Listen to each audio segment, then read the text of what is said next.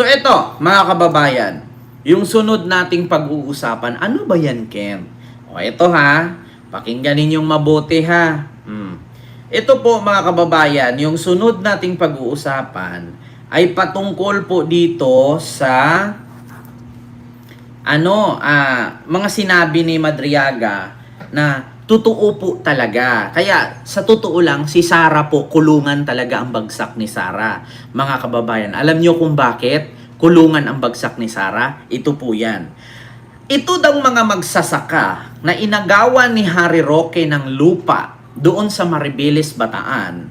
Lumapit daw pala ito kay Robin Padilla or sa opisina ni Robin. Dinedma lang daw sila. Gaano katotoo yan, Senator Robin? Humingi daw pala ng tulong sa iyo itong mga biktima ni Harry Roque sa land grabbing, hindi mo daw pinansin? At pangalawa, bukod sa opisina ni Robin, mga kababayan, Ma'am Etienne Blue, hello po. Bukod sa opisina ni Robin, pumunta din daw di umano ito mga magsasaka na niland-grab ni Harry Roque at pineke ang mga pirma sa opisina ni Sara. Dinidma din daw sila. Kaya daw, si Madriaga na ang lumapit kay Sara. Pero ang sagot ni Sara, dinimanda mo si Roque para mo na ring dinimanda ang mga Duterte. Diba? Kita ninyo mga kababayan? Kita ninyo? So, ibig sabihin, alam pala nila itong mga pangyayaring ito kaso hindi nila tinutulungan. Kasi bakit? Malaki ang bigay ni Roque sa mga campaign nila nung nakaraang eleksyon.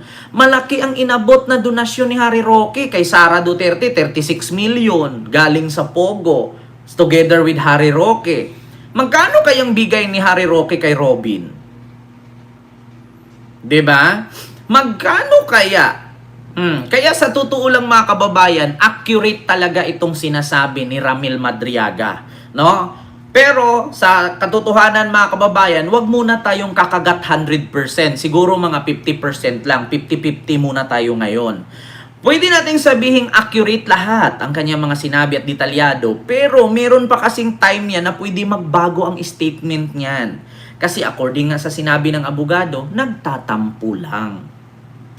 So kung nagtatampo lang, may possibility pagka, di ba, naalala ninyo ang biik, pag hindi pinapakain, mga ganon, di ba? Tapos pag kinakamot-kamot mo yung tiyan, humihiga na. May mga ganyan, mga kababayan. So eto, mga kababayan, ipapanood ko sa inyo itong naturang video ni Peebles Cunanan or ni Peebles Talakera. Alam ko napanood nyo na ito. So, good morning mga katalakera. Nandito po tayo ngayon sa Bataan. Papunta na po ako dun sa terminal sa may dito Ma'am sa Arvin Villegas, silo po. Bato Baka. Meron kasi terminal dito na papuntang Balanga. After ng Balanga, sasakay pa uli ako na papuntang Maribeles. Para kausapin natin yung mga hiningal ako na biktima ni Harry Roque sa kanyang land grabbing. Dahil sa Pogo na yan, illegal Pogo. Humanda ka ngayon sa akin, Butanding. Ipapakita ko sa iyo. Ako mismo ang nagpunta. Ay, hiningal ako. So, ayan po. Ayan, nakikita nyo. Nandito lang sa Bagak. Ayun daw yung station. Bagak Bataan. Talagang tatrabahuin ko to. Ipapakita ko sa inyo na napakawalang hiya ng tao na yan. Ay, nandito ba si Duterte? ICC? ICC ba yan? Ay, akala ko ICC. Sorry na. Kala niya ICC. Ayun yung station. Ayun po yung station. Pakinggan nyo lang mga kababayan. Ito na po yung station. Papuntang Balanga. Bataan. Maiksi lang naman to. Yan, sasakay po tayo dyan. And then, papunta po tayo ng Maribeles. Sasakay siya ng electric jeep. So, ayan, sasakay na po tayo. Nikolski papunta tayo TV, ng hello. Balanga. Yan, sakay na po tayo. Ayan po, nandito na po, malapit na po tayo sa bumaba sa may Balanga Station kung saan naman sasakay uli ako, papunta naman ng Maribeles, at 1 oras at kalahati doon. Naku, accurate talaga, Papunta dun sa mga lugar kung kababayan. saan, yung Actually mga kababayan, accurate talaga itong mga statement ni Ramil Madriaga kasi alam nyo kung bakit, pinuntahan mismo ni Peebles eh. So si Peebles mismo makapag-testify at in-interview niya isa-isa, totoo talaga. So hindi po nagsisinungaling si Madriaga. At according nga sa kanyang abogado mga kababayan, hindi daw pala talaga si Madriaga ang nandun. Pinsan ni Madriaga. Ngunit, nung nalaman daw ni Harry Roque na hindi si Madriaga ang nalagay, pinsan, sinali ulit si Madriaga. Kasi ang akala niya, itong si Madriaga at yung pinsan ay iisa. Ibang pangalan pala ang nalagay ni Harry Roque sa kidnapping. Kaya bukod dun sa pinsan, inilagay na din si Madriaga, Ramil. Nako. nakatira yung mga tao na biktima ni Harry Roque. Ayan. Okay po. Ayan. Nandito na po tayo sa terminal ng Maribeles. Sir Almond Lee, hello po. At pupunta naman po ako dun sa kung saan sasakay Ma'am po ako ng Audrina bangka. Malok, salamat po Pupunta ma'am. dun sa lupa na ninakaw ni Harry Roque. Nandito na po tayo sa terminal. Ma'am Lolita, bababa na salamat. po. Oo. Harry, akala mo aatasan kita. Ayan, pupunta na si Peebles doon, lagot. Maghintay ka. Porto po. Kaya lang po, may kasama Ako kayo. lang po. Okay, sige po, biyahe na po. Biyahe na po si ma'am. Ayun po. May tuda-tuda kasi yan. Sa Porto, ha? Ayan na. Mga ilang minuto, kuya, papunta dun sa Porto. Nako. 15 minutes. Ma'am Sandra, hello po. Ayan. Ah, Papunta na po tayo dun sa Porto kung saan po ako sasakay ng bangka. oh. Ang tabayanan ninyo yan mga Papunta doon kababayan. sa tinakaw na lupa. Ni Harry Mga Roque. magsasaka. Kaya Ayan pala, na. ang plano niyo noon ay magtayo ng floating yacht. Nasa dagat pala siya. Oo. Hindi malapit lang yung lupa doon. Tatawid pala ng dagat. Isla pala yan. So, ayan na po, sasakay na po tayo ng bangka. Kaya floating yacht. Nako. Lucky Beach, Harry. Natatandaan mo ba ang Lucky Beach? Yan yung tayuan nila ng Pogo Hub. Tapos, diyan nila dadalhin yung mga tutorturin nila. Ano ba yung lugar na to? Oh.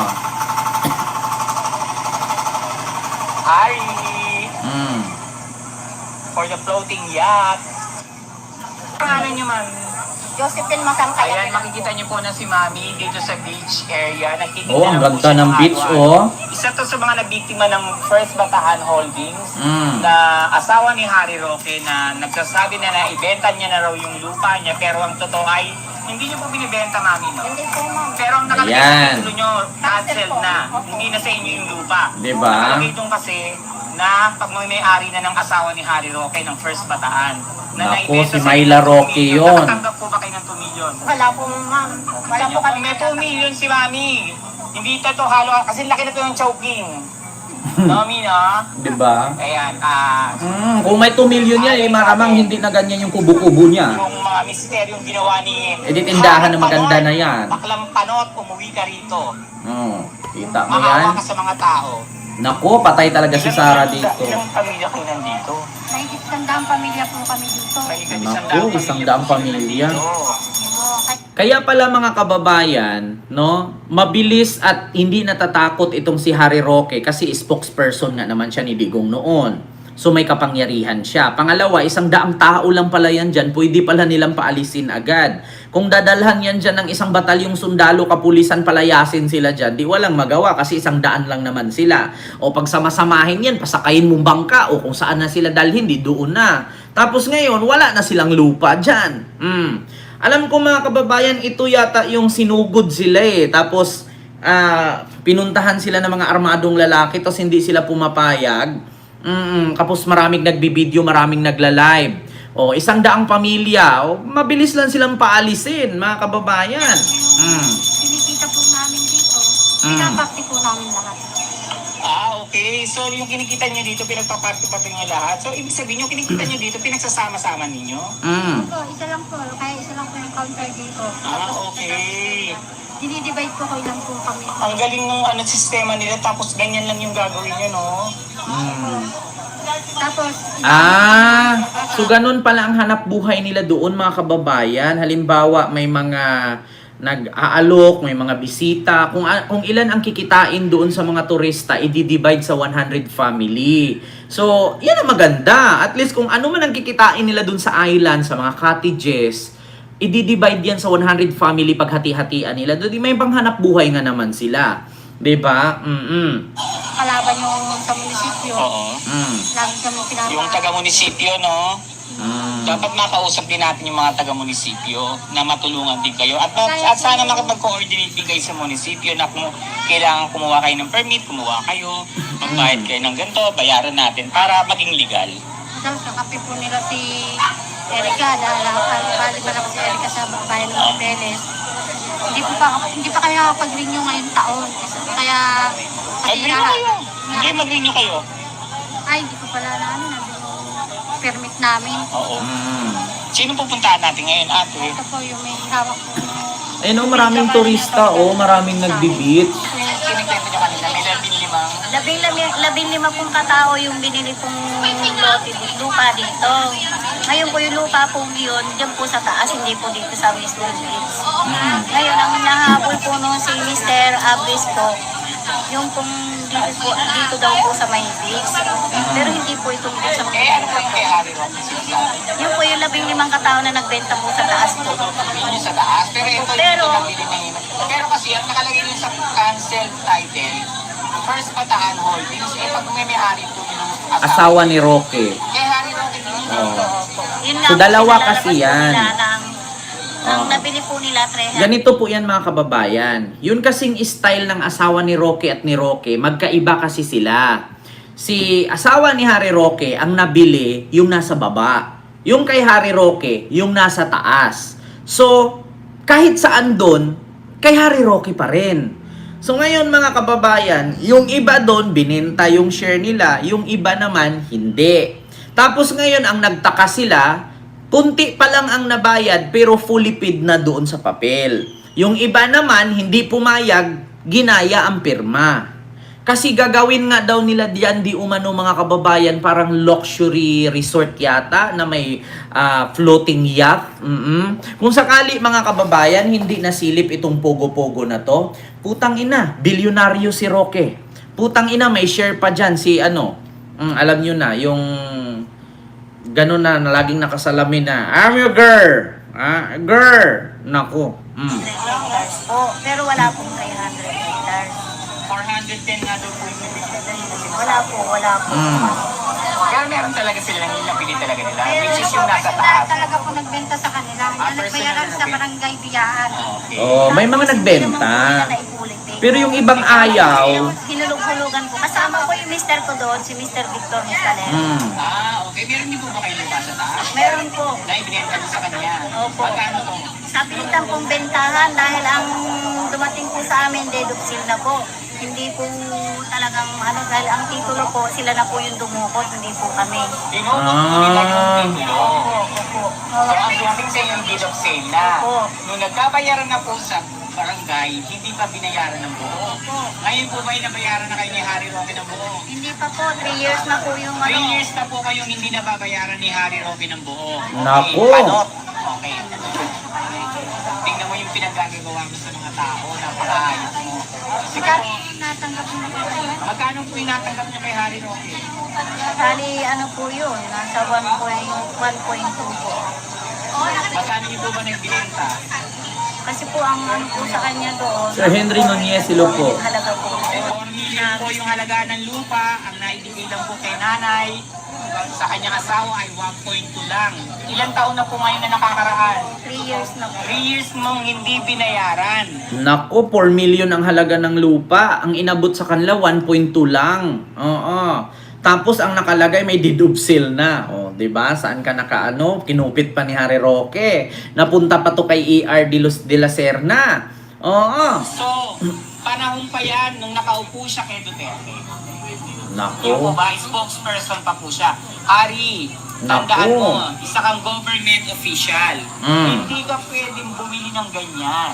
Bawal yan sa gobyerno. Bawal. Dahil nakapwesto ka eh. Bawal talaga yun. Ikaw may mga katarantaduhan mo. Abuse of power ka din. Naghahabol pa nga po sila dito sa mga binili po nila dito sa taas. Ang pinalalabas po ni Mr. Abris, ito daw pong beach ang nabili niya. Ano po? So daw pong beach, eh hindi naman Hindi po ito yung rin siyang nabili niya. Ang nabili niya po yung taas. Tapos kung gusto nilang angkinin to. Tapos may isa pang pumapasok na nangangalang Erica. Na yun naman ang nabili yung party niya. Lahat gusto rin angkinin to. Alam niyo, Nako. mga kababayan, kung makikita niyo bakit gusto nila itong angkinin, kanina ko pa binibideo. na Kasi napakaganda maganda. ng beach. Oo. Ang ganda ng tubig. Kahit sino mag-aangat dito, kung demonyo ka talaga. Diba? Maganda kasi yung location. Parang Boracay yan eh. Naghintay ako dun sa Pantalan doon ng isang oras may git. Na ang dami kasing sumasakay. Sobrang ang dami pong sumasakay. Mm. Daming tao. Maraming turista Okay, eh. maraming salamat po sa pagbibigay niyo ng oras sa akin na ma-interview ko kayo. Mm. Magtutulungan po tayo. Ha? Lalaban tayo, Nay. Okay? Go! Nako. Haring Panot, punta ka dito, tanong kita. Kaya nang pare-pare ng presyo, anong tinatanong mo, te? Nay, nasaan yung pera? Ito Ayan kasi na. nga, isa rin po si nanay na mababasa niyo dyan. Ayan, mga Na papel. ibinenta sa kanya Mm. na bayaran na siya ng First Bataan Holdings na pagmay-ari ng asawa ni Harry Roque na si Myla Roque. Patay. Tinatanong niya kung nasa na daw po. Nasa po yung 2 million na binayad sa inyo? Kala nga po eh. Oh, wala. Nako. Kung tawag sa papel na to, Certificate of Condonation with Release of Mortgage. nasa inyo na tong lupa na to, binibigay na to sa inyo ng lupa na to na, Ito po sila yung sa... ayan Ferdinand Marcos Jr. Yung lupa pa lang yan mga kababayan ay inaward na pala ni PBBM yan. Ay si Aimee pala, si Aimee Marcos pala ang nag-award niyan. So ibig sabihin, inaward ni Aimee, inagaw ni Roque. Ayan certificate shall automatically authorize, ayan, condone amount of 104,000. Ferdinand R. Marcos Jr. given this day of, Department of Agrarian Reform or DAR. Anong nangyari, Nito lang po yan maminaward sa kanila. Sabi nga po namin, bakit kami wala kaming dala po. Ito pong inaward na to, plus yung number ng titulo ng lupa ay pareho po ba? Pareho. Pareho po ba? Ayan. Siyempre nakasulat yan eh. Tay, tanong ko lang po kung itong in-award sa inyo. Kasi nag-award si BBM Si Nakasulat yan BBM. si BBM ang nag-award. Pero bakit nakabenta? Si Aimee. Si Aimee ang nag-abot niyan.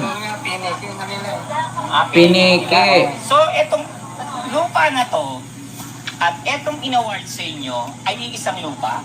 Isa lang. Yung lupa ngayon na to? Inaward kay So, ibig PBBM sabihin, tapos peke dun sa nandito rin papel. yung title, yung number, saka nandito pareho. 57. Ang nakapagtataka po dito, inaward na sa kanila ng gobyerno ng ni Ferdinand Marcos. Pero dito, nung panahon ni Harry Roque, ni spokesperson siya, is naibenta. Ayan. Gago talaga tong si Panot Ayan na. At dito po sa Special Power of Attorney, dinaya po ang pirma ni Roger Tatay Roger. Mali ang spelling niya. Banggaya sana yan. Banggaya po siya. Bangkaya siya, ginawang bongkaya. Kaya halatang pineke. Yung bangkaya apelido, ginawang bongkaya. Para masabi na ni tatay yung lupa niya. Dahil hawakan niyo po yung lupa, ay lupa. Yung titulo, Yung mga papel. kuha po kayo ng picture na hawak niyo na pineke yung titulo. Naku. Saka yung hawak na inaward sa inyo ng residente yung tapos kuha lang po na po yung picture, ha? Ayan. Nung na-ambush yung lawyer na nag-aayos, Ayan yan yung lawyer na pinatay. is magkakabayaran na. So, ibig sabihin, pumayag na kayo na ibibenta na. Pumayag sana ata silang ibenta. Ang problema lang, yung lawyer na pupunta para sa kanila ay pinatay. So, ang mali siguro dun sa utos, dapat bago mo patayin, yung bayad na. Ang problema, hindi pa nabayaran, pupunta pa lang yung lawyer, inambush na. O, di ngayon, yung mga nagmamay-ari ng lupa, umatras. Kasi syempre wala na silang lawyer. Kaya nung binaril itong lawyer, ang pumalit na tumulong sa kanila si Madriaga. Nako, eto na nga. Mabigat Kasi ito. magkakabayaran na. Nandun na kayo eh. Nandun na kayo sa Pampanga, di ba sabi mo, Tijani? So okay na sa inyo na ibenta dapat to. Kaso nga lang, ang nangyari, nung magkakabayaran na, nung nasa Pampanga na kayo, dadali na kayo sa land bank ba yun? Biglang inambush yung Lawyer. So Oh. walang bayaran na natuloy. Wala, kasi pinatay eh. Sinong lawyer papipirma? Ambush, ang ayos naman ang usapan na magkakabayaran na. Ano nga po ng mga tao, mga dahil doon sa perang hawak na pambayad sa mga tao. So hawak na ng lawyer, yung pera, so kinuha yung pera. Wala na pong nakuha pera eh. Dahil, Namatay siya, wala nang inano yung... pero ang sabi niya, dala niya na yung pera, makikipagkita na sa inyo. Kinuha yung pera. So, may ano yung pag-aambush, ano? Oh, may plano. Seryoso, no? Seryoso. Nung ibabayad na yung pera sa kanila, inambush yung lawyer. Magbabayaran niya. Eh di yung nagpa-ambush nun, yung nakakaalam. Sa first holding. Ay, first bataan. Kanino nyo ba binibenta kasi? Oo nga, kanino nyo binibenta? Di ba doon? Sa Biancham. Biancham. Alam yun, nasa attorney lang po, ano eh. Baka sasabihin pa lang sa kanila ni attorney na doon na ibenta. Kaya nagulat kayo na may papel Oo, ng dito ganyan. na po, dito na po namin alam natin. Tapos walang pera. Wala kasi pinatay yung magbibitbit ng pambayad. Nakasabwat si attorney. Tapos tinumba na lang para Oo. nalibre sila. Parang gano'n. Oo, kasi Wala po man naging usapan. ang sabihin nun mga kababayan, bit-bit na ni attorney yung pera para ibayad sa mga tao. Ngayon, pinatay si attorney, kinuha yung pera, ang nakarating siguro doon sa holdings, sa Biancham, bayad na. So ngayon, itong taga Biancham, hindi na magbibigay. Bakit? Kasi naibigay na. Tapos, ang inano nila ngayon, pinalabas, patay na si attorney. Oh. So, sino ang nagpapatay nun? Hindi walang iba. Kasi hindi mo naman, paano mo ipapatay yung tao kung parang inside job ang nangyari doon, mga kababayan. No? Parang inside job. Kasi paano mo papatayin yung abogado? Sino ba namang nakakaalam na may bit-bit na pera yon? Malamang ang nakakaalam, yung mga kasamahan lang din niya. Diba? Hindi, binayaran namin kayo, kaya nga merong ganyan eh. May papel na diba? ganyan, Janet. Tapos yung namatay na si attorney Carlos, yung si Nunoy Sampiano, kumilos pa po ka ng kamay ni attorney Carlos. Basta nakikita niyo yung galawan ni attorney Carlos. Pinapunta, may mga pinuntahan po ng 10 oras ng ating gabi, alauna, pinapirma ang tao. Ayun po kaya Mari, siya, kasi siya, natira na siya sa subdivision ngayon eh. Kumbaga, nagkapera, kasamahan din po siya dito. Yun, yung nagkapirma. Oo, yung taon. Anong pangalan nun? Nunoy Sampiano. Ayun po, Nasaan na siya ngayon? papa-interview ko sa inyo yung doon na alauna ng madaling araw pinunta para papirmahin lang. Ayun, ginamit niya yung mga ni attorney Carlos. Okay. Para siya na nakipag-protect tuloy ng transaction. Pero pera na sa kanila. Napaka-misteryoso ng pangyayaring kinikwento nila Ate Janet, ano? So gusto ko po sana makita yung lupa na sinabing Sige ba, land grabbing kasi ginawa daw ni Harry Roque. So yung land na ginrab niya, nasaan na yung lupa na yun? Nasaan na mapuntahan natin? At sino yung mga tao na may-ari ng lupa na yun? At sino yung mga nagre-reklamo na sa kanila yung lupa na yun?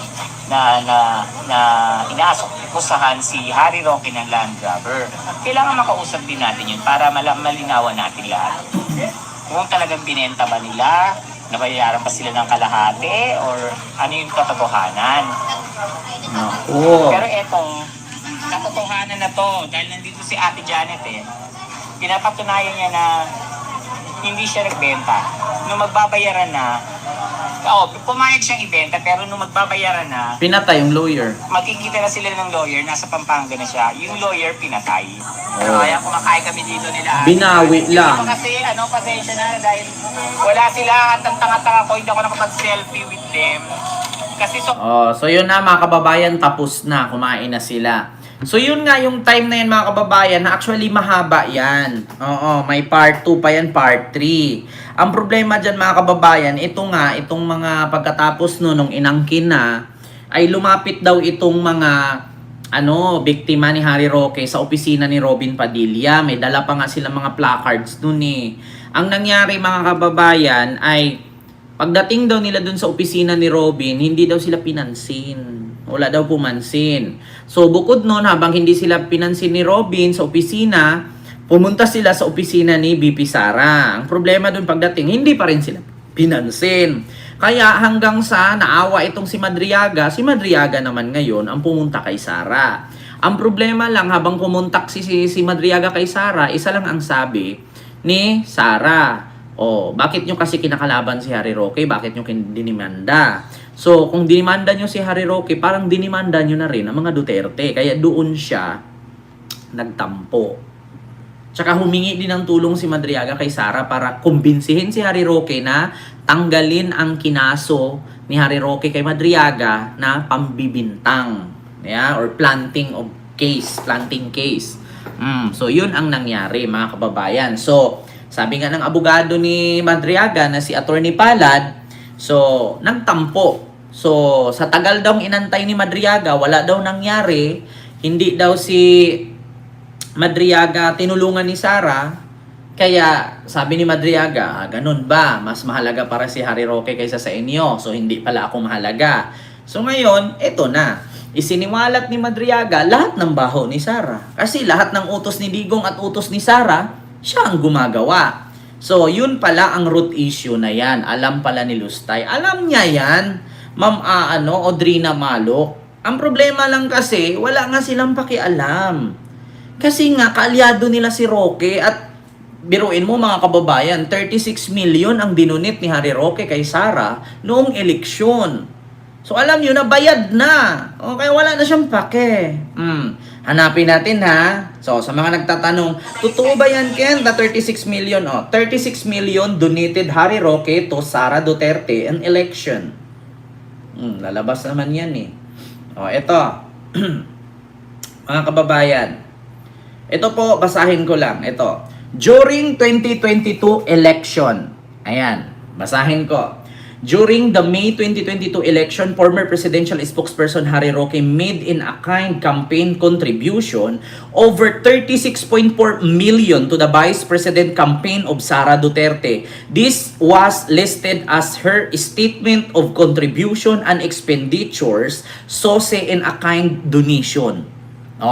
Nilagay daw yan ni Harry Roque sa kanyang SOSE. Buti pa ni Sara. Buti pa si Sara nilagay niya na nag-donate si Harry Roque ng 36.4 million. Samantalang si Marcoleta, lahat wala ang sabi sa bulsa daw niya galing.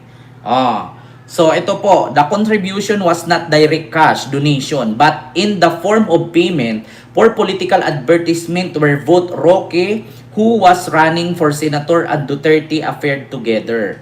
Ayan, according to the Philippine Center of Investigative Journalism, report that ads benefited Roque more than Duterte.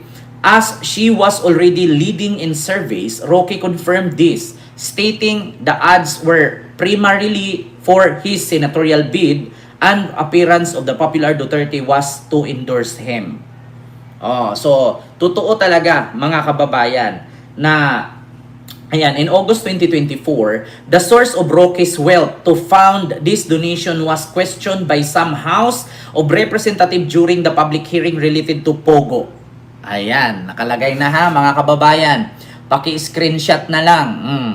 So galing nga talaga sa Pogo ang 36.4 million na donation noong 2022 election. 'Di ba mga kababayan? Kaya nga sabi ko sa inyo, kaya nagtampo daw si Madriaga. Kaya nilaglag ngayon si Sara. So alam nyo na kung ano ang punot dulo nitong kabulastugan nila ngayon na unti-unti nang lumalabas. Unti-unti nang nabubulgar. At unti-unti nang umaalingasaw. Wala namang baho, utot nga naaamoy eh. Ito pa kaya buhay ang nawawala. Buhay ang naapektuhan. Buhay ang napapahamak. lalabas at lalabas ito sa tamang panahon. So yun lang, baka babayan yung ating reaksyon ngayong mga oras na ito.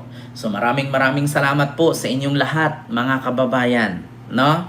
Mag-ingat po kayo palagi at lagi ninyong pagkatandaan, mapagmatsyag, mapagpanuri at mapagmasid para hindi po tayo maloko at mauto or mabudol ng ating kapwa. Maraming salamat po sa inyong lahat. Advance Merry Christmas and see you next live. God bless. Thank you and bye-bye. See you later.